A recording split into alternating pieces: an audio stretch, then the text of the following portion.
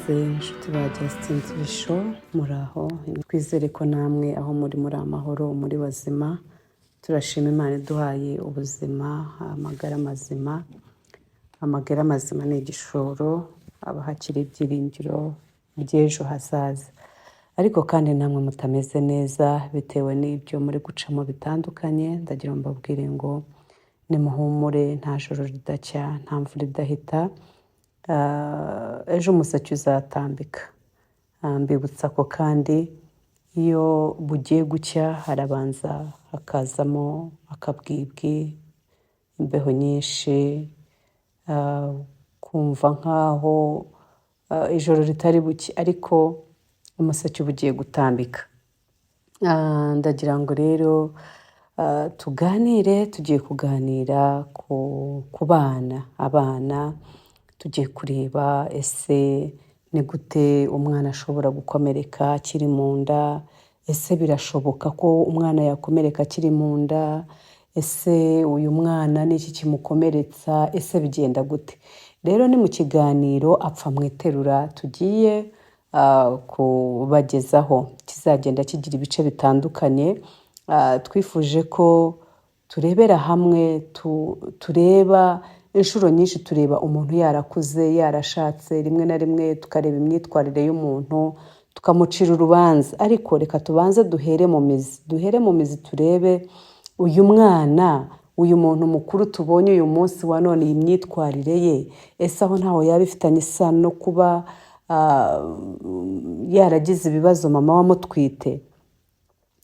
Nicyo kiganiro tugiye kugirana, kizamara iminsi tugenda tureba ibintu bitandukanye ku mwana. Munyemerere rero tubanze turebe, ese tuvuga ko umwana yabayeho ryari? Hari abanditsi bagiye babyandika, hari impuguke zagiye zibivugaho. Rero hari uwitwa Jennifer Shu MD FAAP ku rubuga rwabo rwa healthchildren.org yatangiye asobanura umwana igihe atangira kumva ibiri mu nda, igihe atangira kumva ibiri hanze. Ariko uyu mwana ni ryari aba yabaye umwana? Twese turabizi, ngira ngo iyo umugabo n'umugore babonanye, amagi yabo, intanga zabo iyo zihuye zigahura zikora nyine umwana. Mbese reka tube twacyita nk'ikintu ariko kitaraba umuntu, ariko uko iminsi igenda ishira niko kigenda cyikoramo umuntu, uko iminsi igenda ishira, uko amezi agenda ashira, ya ntangangabo n'intangangore byahuye bigaforma icyo kintu. Mu gihe cya mbere biba bimeze nk'amaraso, ariko nk'ikintu kitagaragara kidafite forme, ariko uko iminsi igenda ishira agenda azana forme y'umuntu, y'umwana. Aha rero reka tuvuge ko uyu mwanditsi Jennifer Shu yavuze ko mu byumweru 18 umwana aba yumva ibiri imbere mu nda. Ni ukuvuga ngo ngira ngo ni nk'amezi 4 n'igice gutyo. Uyu mwana abasha kumva umutima wa nyina kwa kundi utera. Noneho ku byumweru 27, wenda twavuga ku mezi 6-7, ku byumweru 27-29, noneho uyu mwana abasha kumva urusaku ruri hanze, abasha kumva ibiri hanze, amajwi yo hanze abasha kuba yayumva. Mbese hano aba ameze nk'umuntu mukuru, niko twabyita. Aba ameze nk'umuntu mukuru, aba yumva ibiri imbere, ariko noneho abasha kumva n'ibiri hanze. Ahangaha rero niho tuba dushishikariza ababyeyi, igihe icyo ari cyo cyose umubyeyi w'umumama amenye ko yasamye, akwiriye akitwararika. Si we wenyine kandi witwararika n'umugabo we. Iyo agize amahirwe akaba afite umugabo, uyu mwana abasha kuba yabungwabungwa, akavuka nta hungabana yagize babigizemo uruhare bombi. Rero birasaba ngo mama igihe cyose umenye ko utwite wasamye, gerageza ubungabunge uyu mwana uri mu nda, kuko ibizakubaho byose bizagira ingaruka kuri uyu mwana uri mu nda. Byaba ibyiza bimugiraho ingaruka, byaba ibibi bikamugiraho ingaruka. Aha rero cyane cyane turibanda ku ihungabana. Uyu mwana mu by'ukuri ikibazo icyo ari cyo cyose nyina yahura nacyo gishobora kugira ingaruka kuri uyu mwana. Reka wenda tubyite nka stress, tugenekereje mu kinyarwanda ni nk'umujagararo w'ubwonko. Iyo uyu mubyeyi yagize stress iri ku rwego rwo hejuru, bituma noneho habaho kwiyongera k'umusemburo witwa cortisol, iba yatewe na stress nyinshi ikabije. Rero bigatuma uyu mwana uri mu nda bimugiraho ingaruka. Biba byoroshye ko uyu mwana ahungabana bitewe n'uko nyina nawe yahungabanyijwe. Rero ihungabana kuri uyu mwana uri mutoya mu nda, tubonye ko bishobora guterwa n'ibibazo nyina ari gucamo, ari guhura nabyo.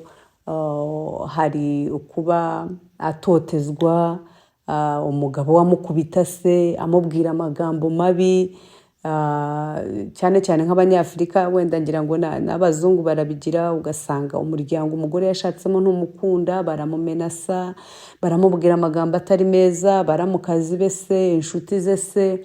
Rimwe na rimwe ugasanga noneho nk'iyo umugore abyara igitsina kimwe, tuvuge arabyara abakobwa, ugasanga umugabo aramuhoza ku nkeke, nyirabukwe aramuhoza ku nkeke, ati uduciriye umuryango, ati waje guca umuryango, ibintu nk'ibyo, ibitutsi se, kutitabwaho. Ibi byose biragenda, uyu mubabaro nyina agira, aka gahinda nyina agira, biragenda bikaba byagira ingaruka ku mwana utwite. Uyu mubyeyi ashobora gukoresha ibiyobyabwenge atwite. Ibi byose ni ibintu bigenda bigatuma uyu mwana atwite bimugiraho ingaruka. Ni ukuvuga ngo uyu mwana uri mu nda ashobora kugira ihungabana bitewe n'ibyo nyina arimo aracamo. Rero umubyeyi biragusaba ngo numenya ko utwite ugerageze witwararike umugabo wawe, mu byumve kimwe, abo muturanye, umuryango, bakubungabunge kugira ngo uyu mwana wawe atazagira ibibazo avutse. Kuri ya mezi 6-7 handi umwana aba atangiye kumva, biba bisaba ko ushobora kumukorera, kumuremera ibintu byiza. Ni ukuvuga ngo ushobora kumuririmbira, ushobora kumucurangira, ushobora kumubwira amagambo meza, nayo arayumva. Noneho ibaze niba amagambo meza abasha kuyumva, amagambo mabi noneho yayumva bingana iki? Ibi byose rero biragenda bikamugiraho ingaruka. Wa mujagararo twavuze, kwa kujagarara k'ubwonko rero ku mugore utwite, iyo bigeze ku mwana, bigera ku mwana biciye muri ya placenta, yego, bikamugiraho ingaruka. Uyu mwana rero ashobora kuvuka ugasanga ni umwana uhorana agahinda, ni umwana uhorana umubabaro, ni umwana uhora atishimye. Umwana ashobora kuvukana ibiro bike, ashobora kuvukana uburwayi butandukanye, harimo n'ubwo mu mutwe, atari ukuvuga ngo n'ubwo mu mutwe bwo kuba yasara, ahubwo hari indwara zindi, akavuka nk'umutwe, afite nk'umutwe munini ukabije, ni ibintu byinshi bitandukanye. Iyo avutse rero yamaze gukura ugasanga ntabwo azi gusabana n'abandi, arahorana umujinya, ararwana, arakubitana, arigunga, ibintu nk'ibyo bitandukanye. Rero aba bana bafite iyi myitwarire, cyane cyane niyo bageze ku ishuri cyangwa ahandi hari abantu, usanga bagenda bagaragaza ibimenyetso bitandukanye by'uko bagize ihungabana rikiri rito. Aha rero kari agace ka mbere ko kureba uburyo umwana ashobora guhungabana ari mu nda mama wa kimusama. Tuzagenda tureba noneho n'uburyo umwana ashobora guhungabana yaravutse, ashobora kuvuka atarahungabanye ariko agahungabanywa n'ibiri hanze. Ibyo byose tuzagenda tubireba. Bizatuma umuntu abasha kwireba, areba imyitwarire ye, areba imyitwarire y'umwana we, amenye se kuko uyu mwana yahungabanye akiri mu nda cyangwa n'ibyo yasanze hanze. Ese hari inzira zo gukira kuri uyu mwana? Ese ni gute yakira iri hungabana? Murakoze cyane, Imana ibahe umugisha.